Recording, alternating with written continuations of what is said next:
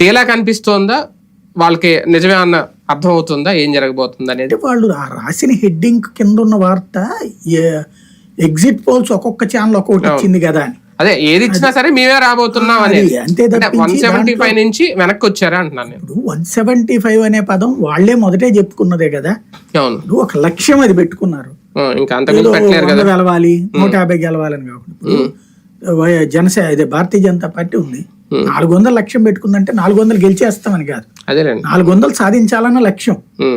544 సాధించాలి అంటే అది అహంకారం అవుతుంది. 400 పెట్టుకున్నారా, మోడీ 370 అన్నట్టున్నారు. 370 పార్టీకి సొంతగా, బీజేపీకి సొంతగా, కూటమికి 400 అని. అట్లాగే వైసీపీ ఏంటి, ఇది అహంకారంగా ఎందుకు కనిపించింది, 175 ఎందుకు రావు అనేది అది వ్యతిరేకం అయ్యి ఉండొచ్చు జనంలో.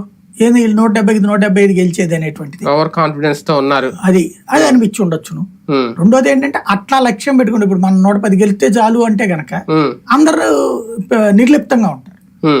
కాబట్టి ఇక్కడ 175 అనేటువంటిది పెట్టుకొచ్చింది.